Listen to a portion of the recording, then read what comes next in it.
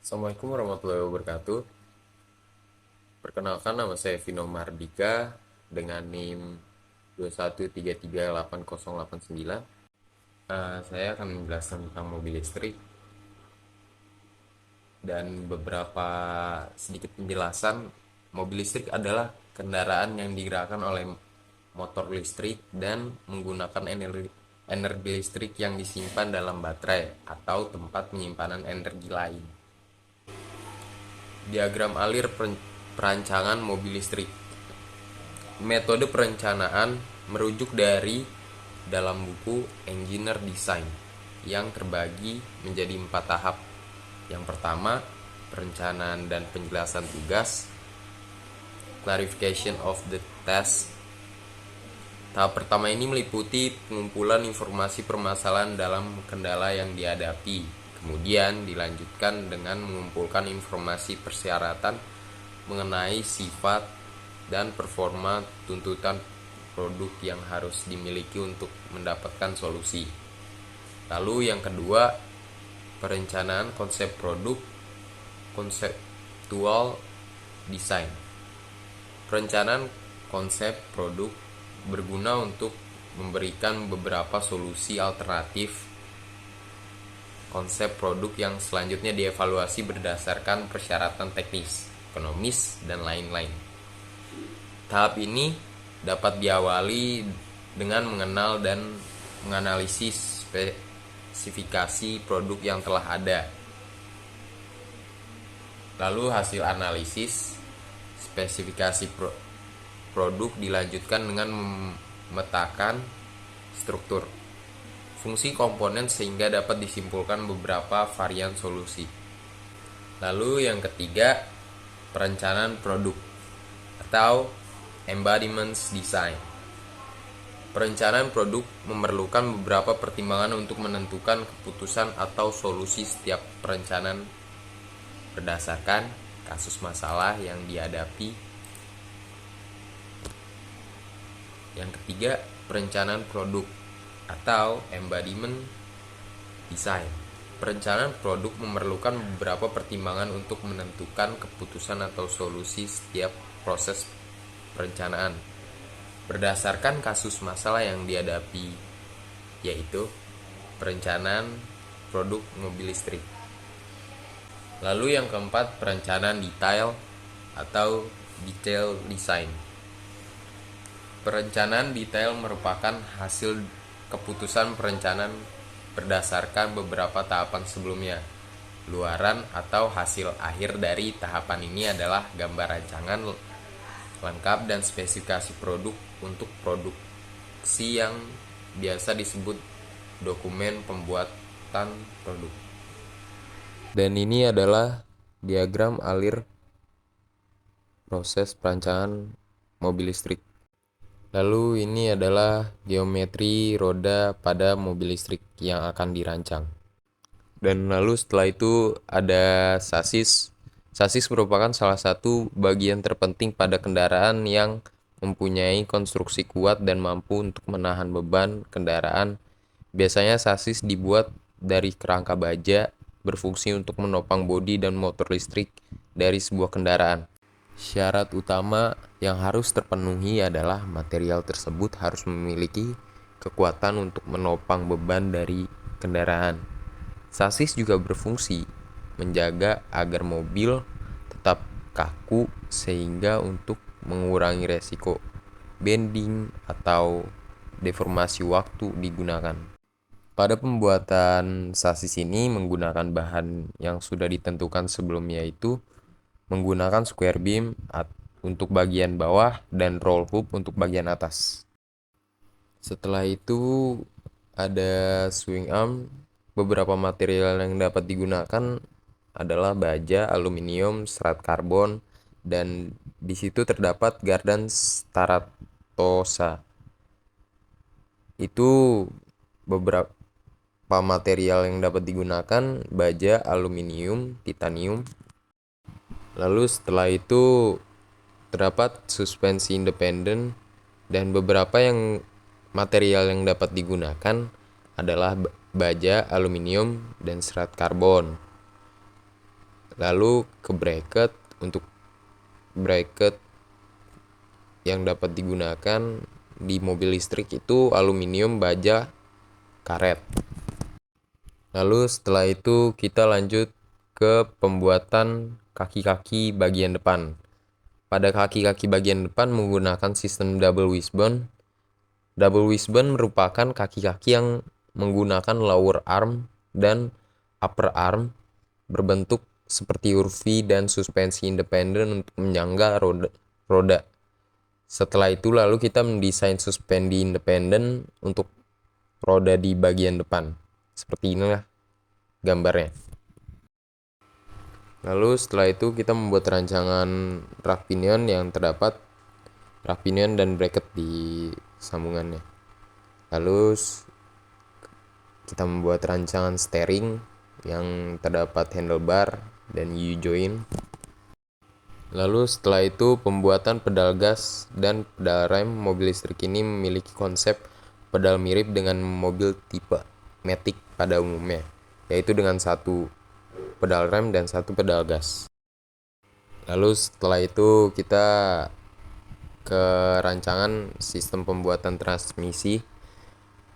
Pada pembuatan sistem transmisi menggunakan transfer tenaga melalui rantai karena dari pertimbangan rancangan lebih mudah dalam memposisikan motor listrik, pemilihan rasio yang variatif dan tidak membutuhkan ruang yang terlalu besar. Dan untuk melindungi rantai dari kontak keluar, maka rantai membutuhkan scatter field. Lalu setelah itu kita membuat rancangan bagasi. Pembuatan bagasi dirancang dengan kapasitas 15 liter. Selain itu juga dapat difungsikan untuk membawa bahan cadangan. Berbeda pada mobil umumnya di mana bagasi berada pada bagian belakang kendaraan. Pada mobil listrik ini karena pada kap depan kosong sehingga dapat difungsikan untuk kontainer bagasi.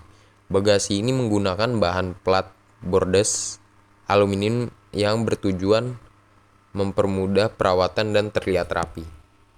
Lalu kita lanjut ke pembuatan interior. Interior utama pada mobil listrik: seat, cover seat, dan frame seat. Lalu setelah itu dashboard. Dashboard dirancang untuk menutupi bagian depan kabin agar lebih rapi.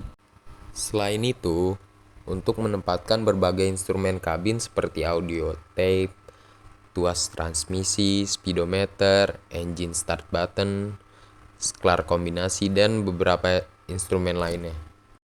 Lalu di sini terdapat beberapa material yang dapat digunakan untuk mobil listrik, antara lain fiberglass, bahan komposit, kertas high density, polyethylene.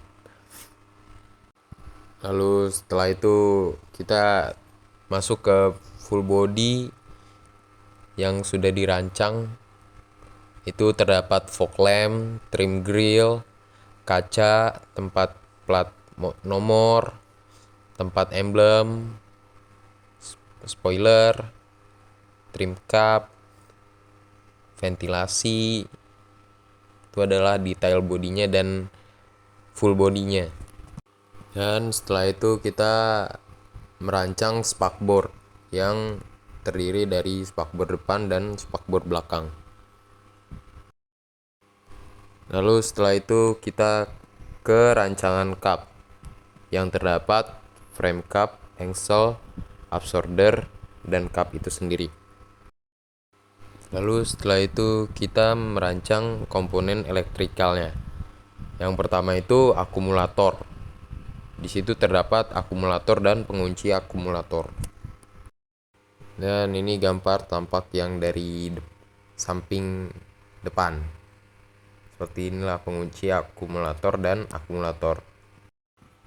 Lalu setelah itu,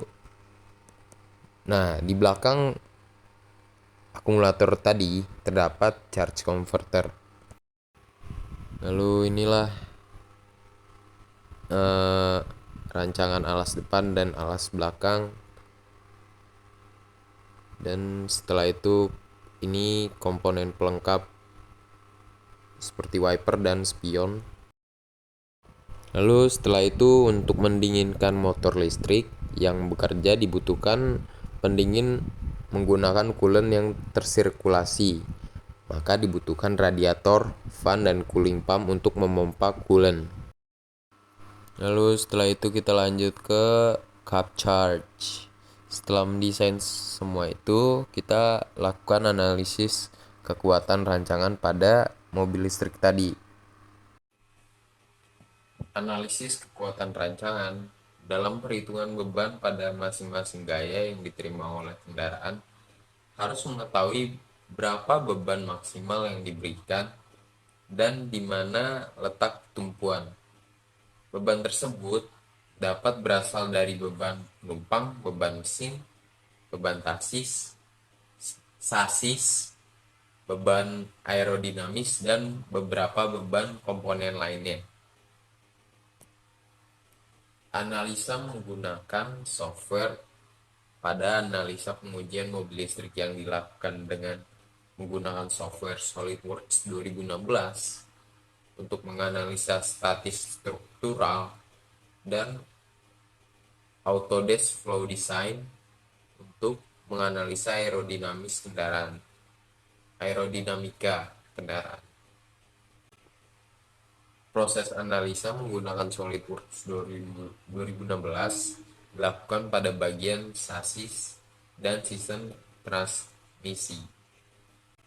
Pada bagian sasis, analisa dibutuhkan untuk mengetahui vertical downward force, vertical bending, lateral bending, torsional loading, dan acceleration force. Sedangkan pada bagian sistem transmisi analisa, cup charger dibutuhkan untuk mengetahui lateral force untuk penggunaan Autodesk Flow Design dibutuhkan untuk menganalisa aliran udara pada mobil secara utuh sehingga diketahui bagian-bagian yang kritis dengan tekanan udara.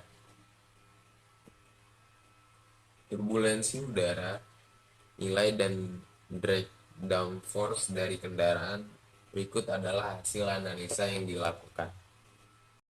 Ini adalah hasil dari analisa sasis, dan setelah itu adalah analisa dari vertical bending.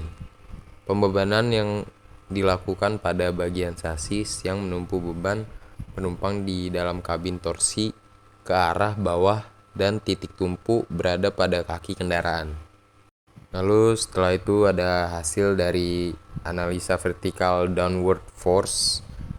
Pembebanan dilakukan pada bagian roll hub sasis yang dengan torsi ke arah bawah dan titik tumpu berada pada kaki kendaraan. Analisa ini digunakan untuk mengetahui kemampuan roll hub sasis dari tekanan atas.